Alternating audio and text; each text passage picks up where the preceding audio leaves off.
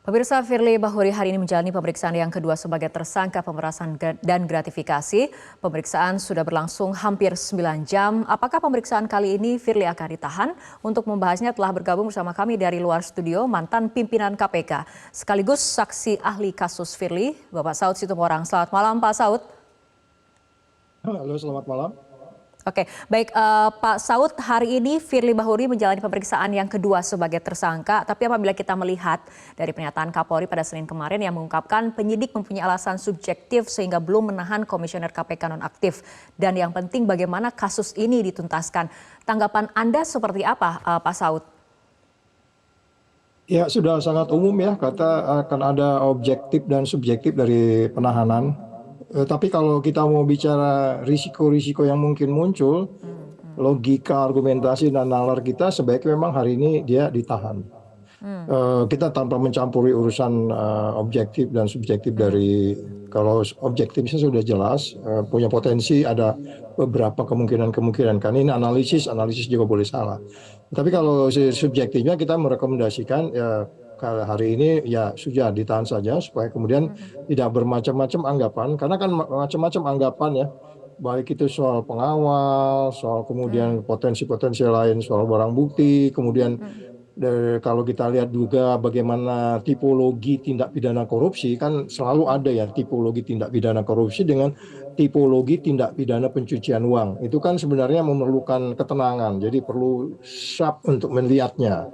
Jadi kalau yang bersangkutan sudah di dalam nanti akan lebih gampang. Gitu kira-kira Mbak sementara. Oke, Pak Saud, tapi memang kan kemudian penahanan memang kewenangan penyidik, tapi kan kemudian tadi Anda juga mengatakan resiko yang muncul jika penahanan tidak segera dilakukan. Ini resiko-resiko seperti apa saja jika kemudian langkah penahanan ini tidak segera dilakukan oleh penyidik, Pak Saud? Ya, resiko yang kalau saya bilang yang sekarang kita karena ini posisinya kan sudah teorinya kan sekarang itu kita sudah melihat sudah masuk ke proses pendinginan sebenarnya. Ya, yang bersangkutan sudah mulai calm down. Kemudian ya, teori pendinginan kita harus mulai masuk ke penajaman. Nah, di proses penajaman ini kan ada banyak dialog. Kalau nggak ditahan atau katakanlah tidak potensi menghilangkan barang bukti, katakan tidak. Tetapi menjadi ruwet kita untuk mengkoleksi lagi. Karena gini, saya sudah jelaskan tadi, kalau kita melihat tipologi pencucian uang, tipologi tindak pidana korupsi itu kan macam-macam cara dia menerima uang. Kemudian macam-macam juga dia caranya, di sebelah kanannya adalah bagaimana dia cara mencucinya. Karena kelihatannya dari saya kemarin ditanya-tanya itu pun sudah mulai arahnya kalau menurut saya ke arah ke TPPU. Sehingga kemudian itu kan ada detail-detail yang harus didalami. Bagaimana dia membeli aset, penyimpanannya, transaksi, terus kemudian menitipkan kepada gatekeeper, kepada seseorang. Itu kan potensi-potensi yang mungkin muncul dari 4 tahun selama dia di sana. Jadi itu mungkin saya katakan ada banyak kompleksitas alasan yang memungkinkan kita meminta dia untuk segera ditahan malam ini.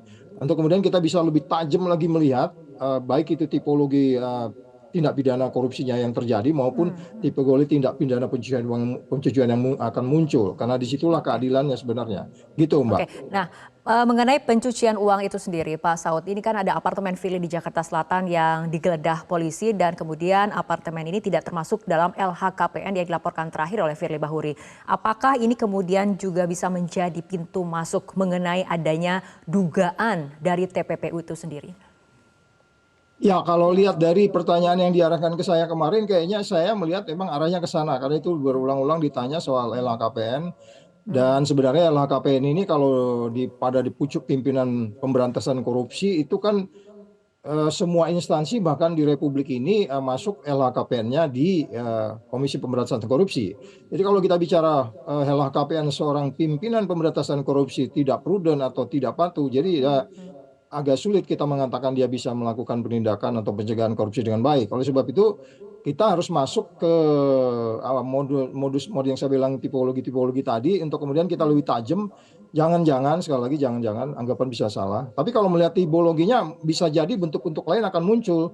Tidak hanya berupa apartemen, tidak hanya berupa, kan ini ada, kalau tipologi kan macam-macam, bisa mentransfer, menempatkan dalam deposit box, memecah transaksi, terus kemudian membeli barang-barang lain, logam mulia dan lain-lain. Itu kan kemungkinan-kemungkinan yang harus didalami. Makanya saya bilang kita harus sudah mulai masuk secara tajam untuk mempelajari ini, sehingga kemudian akan lebih baik kalau yang bersangkutan di dalam. Karena kita eh, udah mulai masuk menajamkan betul posisi tipologi tindak pidana pencucian uangnya, maupun kemudian nanti kalau tipologi tindak pidana korupsinya sudah jelas ya, sehingga kalau pertanyaannya kemungkinan ada di tempat-tempat lain, yes, itu ada satu kecurigaan yang saya pikir kalau curiga itu tidak salah, kita nggak menuduh, tapi untuk itu perlu klarifikasi. Nah, kemudian kita sambil kita menunggu juga laporan-laporan dari masyarakat yang mungkin bisa diklarifikasi juga kepada yang bersangkutan, gitu Mbak. Oke, Pak Saud, setelah 9 jam Firly diperiksa, kita masih kemudian menunggu apakah akan ada langkah penahanan atau tidak. Tapi demi kepentingan penajaman penyidikan yang tadi Anda katakan, memang seharusnya penyidik segera kemudian melakukan penahanan terhadap Firly. Seperti itu ya ketegasannya Pak Saud?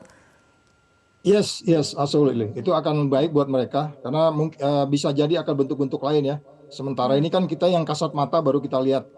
Yang kasat mata itu bisa dilakukan dengan surveillance atau apa. Yang dengan surveillance model pencucian uang yang lain yang mulai dari penempatan, ya, layering, integration itu kan bentuk-bentuk yang kita harus dalami juga gitu. Karena kalau kita mau lihat selama 4 tahun, saya pikir itu wajar aja kalau kita melakukan berbagai anggapan atau analisa-analisa. Bisa jadi juga salah, kita tidak menuduh di situ. Oke, untuk penajaman terutama apabila memang ada arah dari dugaan pencucian uang seperti itu Pak Saud. Kita kan ketahui apartemen Firly yang di Jakarta Selatan ini tidak masuk dalam LHKPN ataupun tidak terdaftar dalam LHKPN yang diserahkan oleh Firly Bahuri. Apakah kemudian sebagai saksi ahli ada informasi juga kemudian mengenai apa saja saat ini aset-aset dari Firly Bahuri yang kemudian sedang dibidik dan ternyata memang tidak ada di LHKPN Pak Saud? Saya kemarin dalam dialog itu nggak masuk ke spesifik kepada bukti lain ya, karena bagaimanapun pasti penyidik akan lebih banyak memiliki informasi. Tapi dari gambar besar yang ditanyakan ke saya, arahnya memang tinggal kita menjabarkan kenapa disembunyikan, apa sebab disembunyikan, itu kan pertanyaan besar. Jadi tinggal kita bertanya berikutnya, berapa banyak yang disembunyikan? Kan itu wajar saja kalau kita bertanya begitu. Jadi kenapa itu tidak dimasukkan di dalam LHKPN? Itu sudah sangat umum ya, karena ketika ditanyakan di LHKPN akan eye catching, akan ditanya dari mana dan seterusnya dan seterusnya.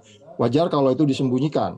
Jadi sekali lagi kita hanya mau sekarang yang saya bilang di bagian depan tadi, bagaimana sebenarnya kita berupaya mencari sumber-sumber lain sambil kita menunggu siapa tahu ada juga masyarakat yang memberikan laporan-laporan untuk kemudian didalami.